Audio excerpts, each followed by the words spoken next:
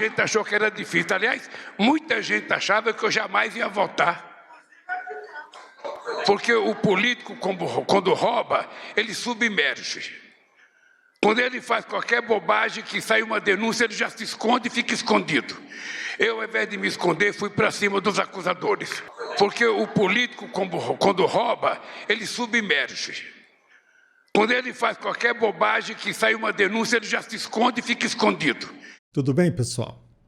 Desde já eu agradeço por sua valiosa atenção. Eu resido em Uberaba, estado de Minas Gerais. Eu estava caminhando esses dias pelo centro da cidade quando eu encontrei um colega. Na verdade, um amigo. E ali, por alguns minutos, dialogamos. Ele ficou surpreso, não, melhor dizendo, indignado quando eu disse para ele que o nosso atual presidente sempre se vinculou, até mesmo admirou, ditadores. Diante da irritação dele, eu pedi para que ele não acreditasse naquilo que eu estava falando, que ele lesse, que ele revisitasse a história. Ele poderia chegar a essa conclusão. Para vocês terem uma ideia, na maioria das vezes nós discutimos por conta da nossa ignorância. Na maioria das vezes nós votamos a quem não deveríamos votar por ignorância, por indiferença. Eu vou compartilhar com vocês uma entrevista desde 1979, em que retrata bem aquilo que eu estou falando. Eu, de fato, em 2002, eu votei no atual presidente.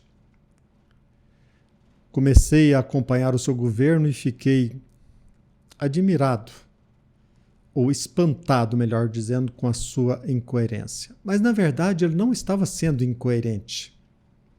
Simplesmente ele estava cumprindo o papel que ele sempre sonhou. A incoerência que eu notava, na verdade, não se tratava de uma incoerência. Essa conclusão minha decorria da minha ignorância. Quase sempre nós não pesquisamos a vida deste ou daquele político.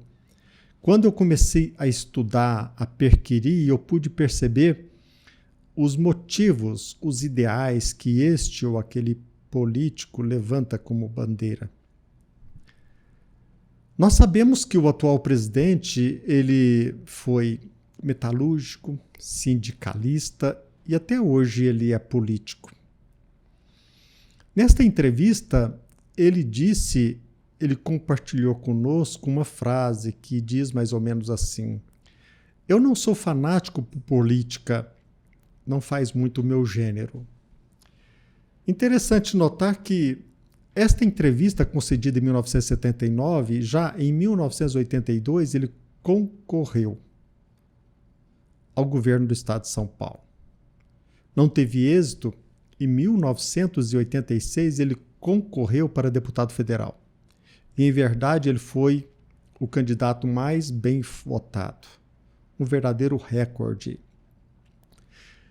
Elegendo-se deputado federal em 1986, até hoje ele nunca abandonou a carreira política. Na verdade, muito embora tenha dito que não é fanático por política, nunca renunciou a esta missão, a esta tarefa. Nesta entrevista, nós percebemos já naquela época, desde 1979, melhor dizendo, em 1979, nós poderíamos já perceber qual o ideal, qual a ideologia que ele abraçava.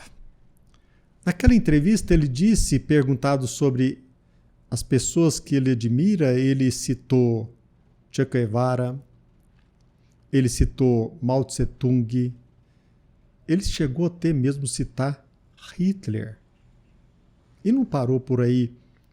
Ele, todos sabem, ele também admirava Fidel Castro, Khomeini.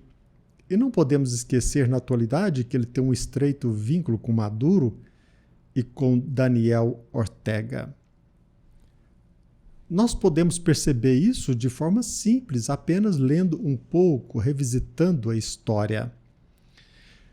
Aliás, nesta entrevista que ele concedeu à revista Playboy, até mesmo o entrevistador, ele diz que, olha, essas pessoas que você admira, elas derrubaram ou ajudaram a derrubar governos.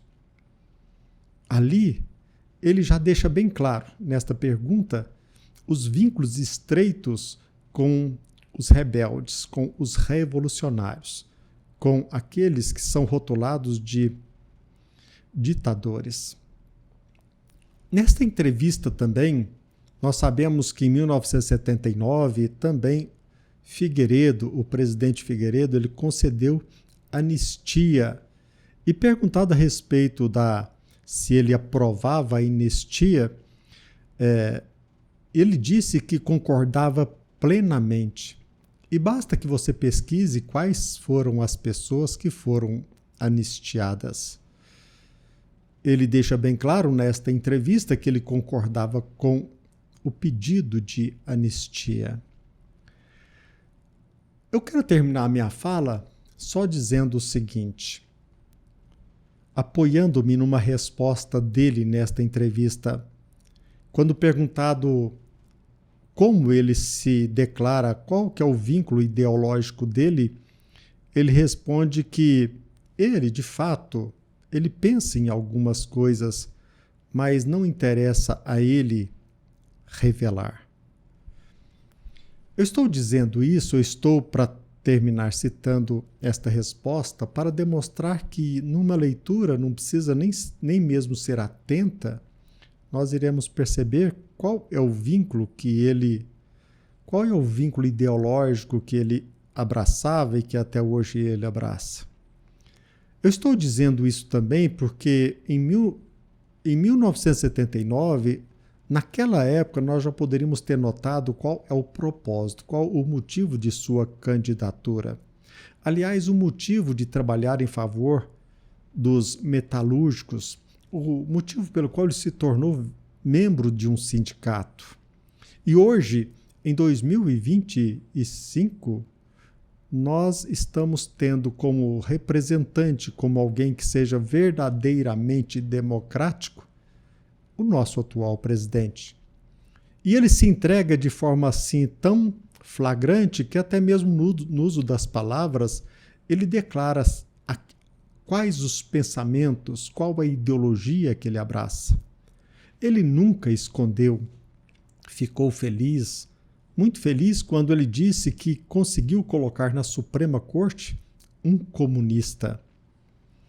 Infelizmente, aqui em nosso país, quase sempre nós, por conta da ignorância, nós fomentamos o vampiro, aquele que irá nos sugar, não apenas por alguns anos, mas até mesmo por décadas. E alguns países, o domínio, o império, a ditadura perdura talvez por um período maior do que um século. A nossa consciência, o nosso propósito de conhecer, de analisar, irá nos ajudar, não somente a nós, mas todos. Não nos deixemos levar por paixões. Não escolhamos um político como nós, às vezes, defendemos a bandeira de um clube de futebol. Procuremos escolher aquele que, de fato, em realidade, ele procura defender os nossos interesses. Procuremos escolher alguém que, na verdade, procura materializar o interesse do povo. Nós notamos que ele disse, respondendo uma pergunta, de que ele não era fanático por política, mas, em verdade, desde 1979, ele alimentava o propósito de se tornar mesmo um político, uma carreira política com propósitos bem definidos desde aquela época. Se nós persistimos tanto em escolher mal, não iremos culpar somente os outros, responsabilizar os outros. Olhemos para nós mesmos. A nossa indiferença pode, e quase sempre nos prejudica, como também prejudica os demais. Não guardemos ilusão a respeito desta ou daquela pessoa. Assumamos as rédeas da nossa vida, não a vida privada, mas a vida social. Não acalentemos ilusões.